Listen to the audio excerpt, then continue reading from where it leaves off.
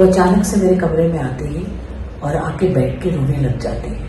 रोते रोते बस एक ही बात कहती है, मेरे साथ ऐसा क्यों होता है, मेरी क्या गलती थी, मैंने क्या गलत किया था। तकलीफ भी मुझे हुई, माता पिता भी मेरे मुझसे नाराज हैं, स्कूल में भी मेरा नाम बदनाम हो गया, लेकिन फिर भी वो कहता है कि मेरी ही गलती है। वो सारी बात मुझे अपनी कहती है, सारा सिलसिला सुनाती है, कब से मिले, कैसे कैसे बात हुई, क्या कुछ हुआ। और अब जब वो विक्टिम बन गई है तो विक्टिम बनाने वाला व्यक्ति उससे ये कहता है कि तुम्हारी गलती है, मैं तो ऐसा कुछ तुम्हें कहना ही नहीं चाहता था, मैंने तो कभी सपनों में भी नहीं सोचा था कि मैं तुमसे लड़ाई करूंगा, हाथापाई भी मैंने इसलिए की क्योंकि तुमने मुझे नाराज किया, तो मुझे गुस्सा ना दिलाती तो मैं ना कहता ये सब। कितनी हैरानी की बात है।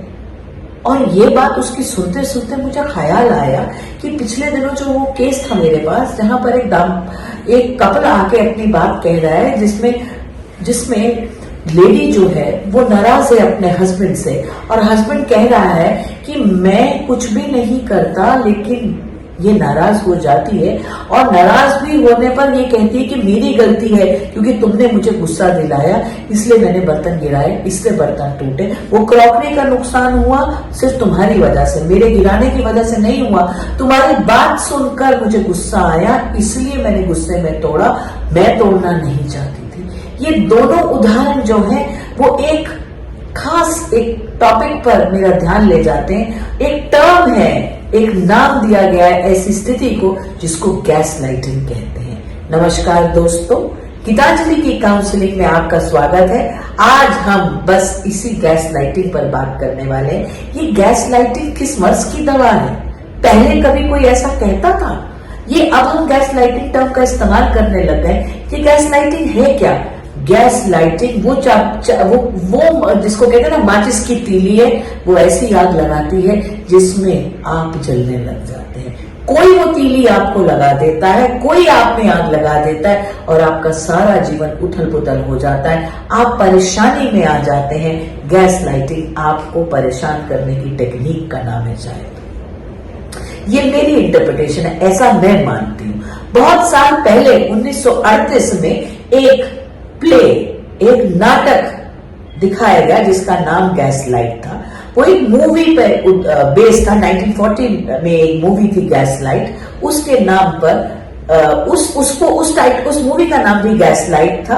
और 1938 में एक प्ले दिखाया गया था जिसका नाम गैस लाइट था, जिसमें कहीं ना कहीं ये दिखाया गया था कि कैसे एक कैरेक्टर जो है वो अपने एटीट्यूड से, अपने बिहेवियर से होने वाली यातनाओं को अपनी फीमेल एक्ट्रेस पर, जो यातनाएं वो कर रहा था, उसका सारा इल्जाम उस पर लगाता है, खुद पर नहीं। खुद को वो अपने आप को बरी कर लेता है। और ये समस्या हमारे समाज में बहुत टाइम से चली आ रही है। ये बहुत गंभीर समस्या है जिसमें हम अपने आप को ही ब्लेम करते रह जाते हैं, हम अपने आप को गलत मानने लग जाते हैं। तो बहुत जरूरी है दोस्तों कि आप इसको समझें ठीक से कि गैस लाइटिंग होती कैसे है, कौन करता है, कौन कैसे करता है, कब आपके साथ गैस लाइटिंग हो रही है, इसको पहचानना भी बड़ा जरूरी है। गैस लाइटिंग की जो टेक्निक है ना, वो कोई भी घर में माता पिता, भाई, दोस्त मित्र आप कहीं खेलने जाते हैं, कोई क्लब सोसाइटी, कोई भी आप पे हावी हो सकता है।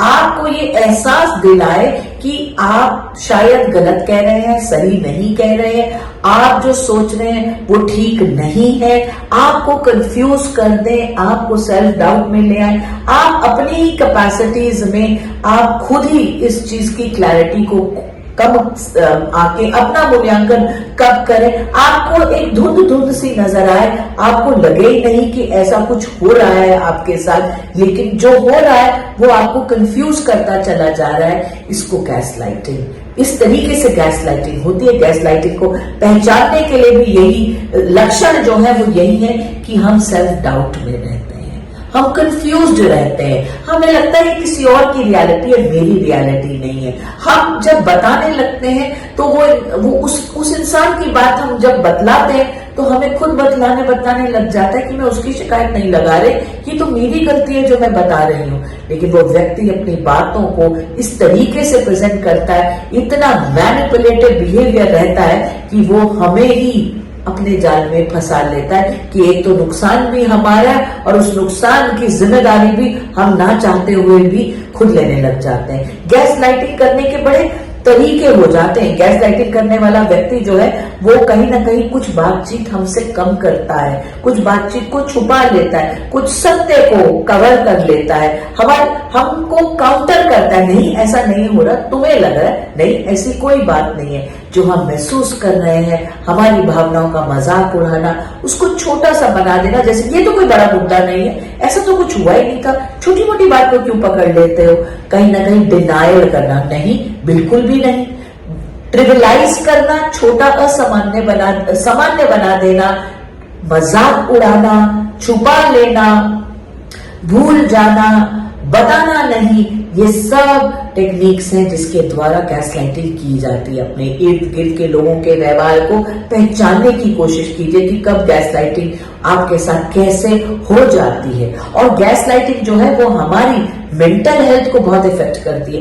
क्यों मैं इसकी बात आपसे कर रही हूँ? As a mental health professional मैं देख रही हूँ कि मेरे पास जो लोग आते हैं अपने व्यथा मुझे बताते हैं, उस व्यथा का उन पर असर क्या है, वो जो बिहेवियर उनके साथ हो रहा है उसका असर मुझे दिखता है एंग्शियस पर्सनालिटीज, घबराहट में रहते हैं, उलझन में रहते हैं, परेशान रहते हैं, उदास रहते हैं, कॉन्फिडेंस कम हो जाता है, सेल्फ डाउट बढ़ जाता है, हमेशा किसी न किसी तनाव में रहते हैं और इसी वजह से बहुत ज्यादा विजिलेंट हो जाते हैं, अवेयर हो जाते हैं। थोड़ा सा बार बार चीजों को चेक करना, मायूसी कई बार इतनी बढ़ जाती है कि अपने आप ही में नहीं रहते और जीवन को जीने की उत्साह भी उनके अंदर कम हो जाती है। तो लक्षण भी मैंने आपको बतलाए और कैसे ये किया जाता है वो भी आपको बतलाया और इसका इम्पैक्ट क्या होता है ये भी मैंने आपको बतलाया। अब आखिर में हम बात करेंगे कि इससे बचा कैसे जाए। इससे बचने के लिए बात कीजिए।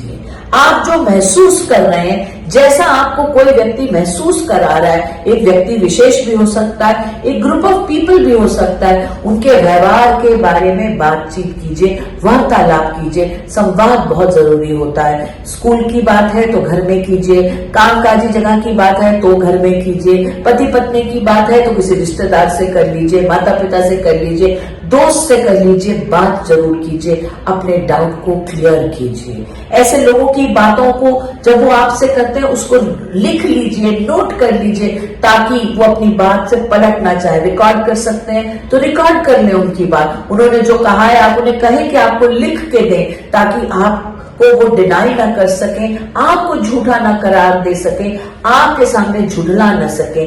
छोटी छोटी चीजें जो भावनाएं आपके मन में उठती हैं जो आपको परेशान करती हैं उनको नोट कर सकते हैं, उनका जिक्र कर सकते हैं। अगर एंजाइटी जैसे सिम्टम्स महसूस कर रहे हैं तो डीप ब्रीदिंग एक्सरसाइज कर सकते हैं। अपने आप को हल्का फुल्का महसूस करने के लिए जॉगिंग पे जा सकते हैं, कुछ जिम जा सकते हैं। अपना ध्यान बढ़ाने के लिए उन चीजों में इंडल्ज कर सकते हैं जो आपको अच्छी लगते हैं। कुल मिलाकर समझने की बात यह है कि कोई भी व्यक्ति आपके जीवन में इतना इंपॉर्टेंट नहीं हो सकता, इतना सिग्निफिकेंट नहीं हो सकता कि उनकी एक हरकत से आपका जीवन असामान्य रूप से से डिस्टर्ब हो जाए। आप अपने जीवन की जिम्मेदारी खुद लेंगे। उनके व्यवहार में उनकी डुअलिटी को, उनकी मैनिपुलेशन को, उनकी ट्विस्टिंग को पहचानते हुए उसके खिलाफ आवाज उठाइए, उनसे दूर रहने की कोशिश कीजिए। समझिए उनके पैटर्न्स को और उनके पैटर्न्स को करेक्ट करने के से पहले उनके पैटर्न से अपने आप को प्रिवेंट कीजिए। पहले खुद की मदद कीजिए, फिर उन्हें मदद देने की कोशिश कीजिएगा। बस इन्हीं के साथ मैं आज का ये वीडियो समाप्त करती हूँ। बहुत बहुत धन्यवाद। आशा करती हूँ कि आपको ये वीडियो अच्छा लगा होगा और इससे आपको अपने इर्द गिर्द गैस लाइटर्स को पहचानने में आसानी होगी और अपने आप को उनसे आप बचा पाएंगे और खुशहाल जिंदगी जी पाएंगे। बहुत बहुत शुक्रिया। हमारे चैनल आई ऑफ ट्रुथ को सब्सक्राइब कीजिए YouTube पर, इसे फॉलो कीजिए Facebook पर, Instagram पर, Twitter पर और कू पर। हमारे चैनल के बारे में फीडबैक देने के लिए हमें मेल कीजिए ioftruth.6@gmail.com पर।